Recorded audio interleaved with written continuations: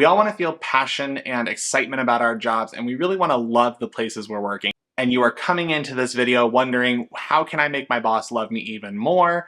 That's what we're talking about today. I have 6 very simple things that you can do to proactively start winning your boss over and getting you to be the top of your team.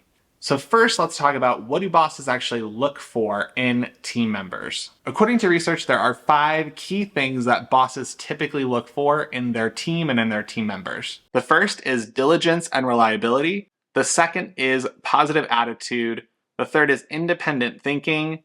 The fourth is respectful communication. And the fifth is passion for your job. So how do we translate that, what are they looking for, into actionable things that you can actually do? The first simple thing that you can do is self-accountability. Now, self-accountability, I'm not talking about going and being like, oh, I did something wrong, shoot, my bad, guys. It is part of that, but self-accountability goes further than just taking responsibility for mistakes. It's also being able to right your own mistakes or right your own wrongs, even if nobody's looking. I've actually done this a lot in my career where I make a mistake or I make a series of mistakes and I don't tell anybody, but I just fix them, and that's fine. So self-accountability, being able to actually proactively go fix the problems that you've created and then own up to the fact that you've done those mistakes from the beginning. So how do you actually improve these skills? You want to first keep track of your own progress and have a clear understanding of what is expected. Second, you want to acknowledge your mistakes, apologize when necessary, and work towards finding solutions. And the third thing that you want to do is take on additional tasks willingly, but make sure it doesn't affect the quality of your primary responsibilities. The second skill that you want to master is knowing the role on the team. I used to coach basketball, and one of the things that I always had conversations with when I was coaching basketball is making sure that each player on the team knew what their role is. So I'm a very tall person. You probably can't tell on this video, but I'm a very tall person. So I was always the center. If you're familiar with basketball, I was always the center. I was not the point guard. I wasn't the power forward. You have different roles on different teams for a reason. Everyone is responsible for taking their slice. So if you can understand, so how you translate that into your career is if you are able to take the role that you have, know what that role is, and be able to fulfill that role ongoing, making sure that you understand what your responsibility is, not only from a job function standpoint, but how do you fit into the overall puzzle of your team? And how do you improve this skill? First, you want to communicate with your boss regularly to align your objectives and team goals. Second, you want to be open to feedback and use it to improve your performance. Third, you want to understand the roles of the team and be willing to offer help when needed. The third skill that you want to do is be a good listener. A lot of times we like to speak before we hear. So as an American, I can attest to this. Whenever you talk to somebody, it's very rare that they stop and think about what you've said, and instead they immediately respond.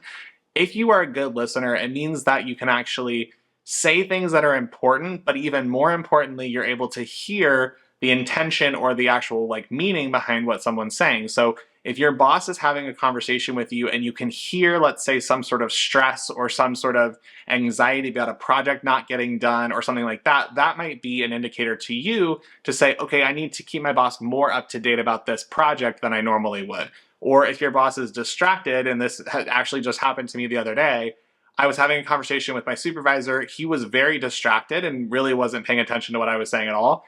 And I was like, okay, great, we're gonna cut this conversation short because he had other things on his mind, and frankly, I'm not gonna try to fight with whatever he's thinking about. So if you can actually be a good listener, it helps you kind of navigate the workforce a little bit easier, and if you're really good at reading your boss, it makes it a lot easier as well. So how do you improve this skill? First, you wanna avoid interrupting or jumping to conclusions when you're talking to different people.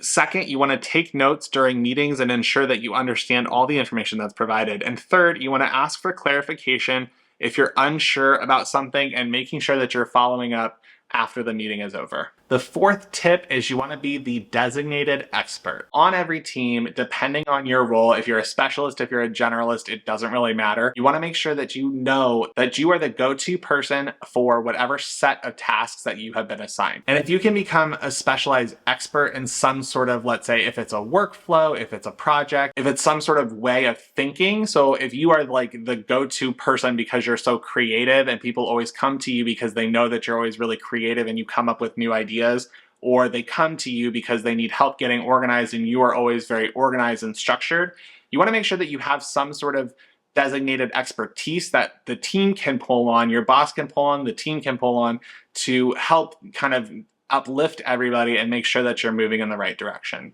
So how do you improve this skill? First, you want to take initiative to research and learn about new trends and developments in your field. Second, you want to offer insights and suggestions to improve based on your expertise. And third, you want to collaborate with team members and share your knowledge and make sure that you're learning from each other. The fifth skill is be a solution finder. I know a lot of people say problem solver, and to me, I feel like you find solutions, you don't solve problems, you find solutions. So be a solution finder. Instead of always relying on your boss to give you the solution, and sometimes you have to rely on your boss to give you a solution, but instead of relying on them to constantly give you kind of step 1, step 2, step 3, find what the solution is yourself and either propose it as a solution or just do it. Make sure that you can kind of get things done and not always have to be the person who comes and says, hey, I don't know what to do here, can you help me? How do you improve this skill? First, you want to approach problems with a positive attitude and focus on finding solutions rather than dwelling on an issue. Second, you want to use problem-solving skills to identify possible solutions and present them to your boss for their input. And third, you want to take ownership of tasks and follow through until they are resolved. And the sixth skill that you can do to make your boss love you more is have a hobby outside of work. Now, I know that sounds a little bit weird, but if you want to show up 100% to work, you need to not be 100% at work, if that makes sense. So you want to make sure that whatever you can work your butt off, and I know tons of workaholics in my life, and I at one point was, you want to have something that you can rely on that's a stress relief, something that you genuinely enjoy doing, that you can make sure that you take yourself out of work. So, 5 o'clock hits or 6 o'clock hits whenever you get off work, you go home, you hang out with your family, and then you participate in your hobbies. It could be playing games, it could be plants. I have literally plants all over my apartment.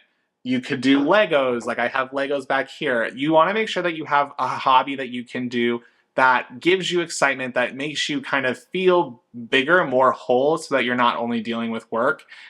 Because what happens is when you come back to work and you're fulfilled and you have all these other things happening just beside work, you bring a lot more to the table. You become more energetic, more magnetic, and people just want to interact with you because you just feel like you have a fuller life. So how do you improve this skill? First, you want to find a hobby that you truly enjoy and then make time for it regularly. 2, you want to use hobbies as your way of learning new skills that you can apply to your job potentially.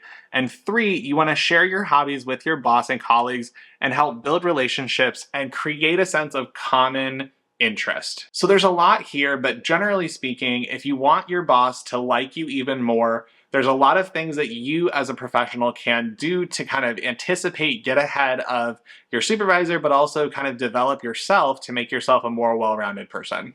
And if you're looking for other ways to work with your boss, I did this video on how to pitch ideas creatively to your boss and have them say yes. And until then, I will see you on the next one.